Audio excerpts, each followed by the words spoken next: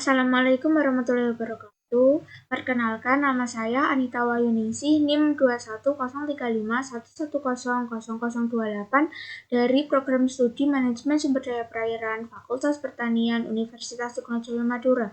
Pada kesempatan kali ini, saya akan menjelaskan tentang penginderaan jauh untuk memenuhi tugas UAS mata kuliah Sistem Informasi Geografis.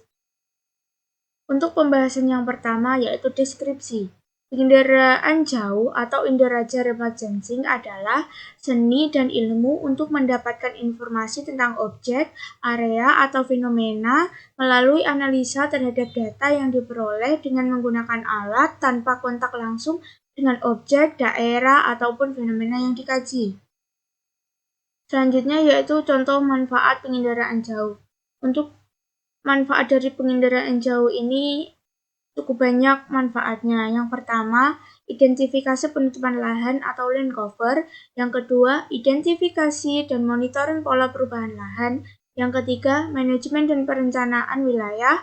Yang keempat, manajemen sumber daya hutan. Yang kelima, eksplorasi mineral. Yang keenam, manajemen sumber daya air. Dan yang ketujuh, pertanian dan perkebunan. Pembahasan selanjutnya yaitu prinsip perekaman sensor. Prinsip perekaman oleh sensor dalam pengembangan data dalam melalui metode penginderaan jauh dilakukan berdasarkan perbedaan daya reflektasi energi elektromagnetik masing-masing objek di permukaan bumi. Daya reflektasi yang berbeda-beda oleh sensor akan direkam dan didefinisikan sebagai objek yang berbeda yang dipresentasikan dalam sebuah citra. Selanjutnya yaitu karakteristik data citra. Untuk karakteristik data citra sendiri ada 3. Yang pertama, karakteristik spasial, yang kedua, karakteristik spektral, dan yang ketiga, karakteristik temporal. Untuk karakteristik spasial, dikenal sebagai resolusi spasial, bahwa data citra penginderaan jauh memiliki luasan terkecil yang dapat direkam oleh sensor.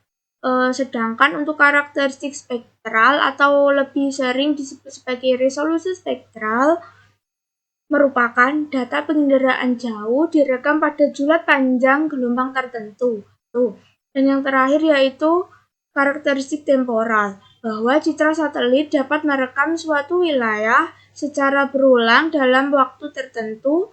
Untuk data penginderaan jauh berdasarkan jenis produk, data dibagi menjadi 2, yaitu citra foto dan citra non-foto. Citra foto dihasilkan oleh alat perekam kamera dengan detektor berupa film dengan mekanisme perekaman serentak. Sedangkan citra non-foto dihasilkan oleh sensor non-kamera mendasarkan pada penyiaman atau kamera yang detektornya bukan film. Untuk pembahasan selanjutnya yaitu komponen penginderaan jauh. Untuk komponen penginderaan jauh terdapat 6 komponen. Yang pertama, sumber tenaga, yang kedua, atmosfer, yang ketiga, interaksi antara tenaga dan objek, yang keempat, sensor dan wahana, yang kelima, perolehan data, dan yang keenam, penggunaan data. Untuk sumber tenaga sendiri biasanya bersumber dari cahaya matahari yang menghasilkan suhu. Peningkatan suhu kemudian akan diserap oleh bagian tertentu dari alat untuk diubah menjadi energi. Untuk komponen yang kedua yaitu atmosfer. Atmosfer menentukan seberapa besar dan seberapa banyak sumber tenaga bisa diserap oleh alat tersebut. Kemudian komponen yang ketiga, interaksi antara tenaga dan objek. Secara umum dipengaruhi oleh kondisi atau karakter dari objek itu sendiri. Objek yang memiliki daya pantul rendah pada sumber tenaga akan menghasilkan foto lebih gelap. Begitu juga sebaliknya. Untuk komponen yang keempat, sensor dan wahana. Sensor ini berfungsi untuk mendeteksi adanya objek dan menentukan lokasinya sekaligus berperan dalam menentukan jarak alat dengan objek atau menentukan seberapa dekat foto bisa diambil dari alat menuju ke objek. Komponen yang kelima yaitu perolehan data. Sesuai namanya, komponen ini menunjukkan data yang didapat dari alat yang sudah menemukan objek dan terdeteksi oleh sensor yang terpasang pada alat. Untuk komponen yang terakhir yaitu penggunaan data. Sesuai dengan namanya, komponen ini mengarah pada proses penggunaan data yang diperoleh dari penggunaan alat penginderaan, yakni berupa foto. Foto ini kemudian digunakan untuk berbagai keperluan. Pembahasan selanjutnya yaitu kelebihan dan kekurangan. Untuk kelebihannya sendiri yaitu yang pertama, karakteristik objek yang tidak tampak dapat diwujudkan dalam bentuk citra sehingga dimungkinkan pengenalan objeknya. Yang kedua, citra dapat dibuat secara cepat meskipun untuk daerah yang sulit dijelajahi secara terestrial. Yang ketiga, citra merupakan satu-satunya cara untuk pemetaan daerah bencana.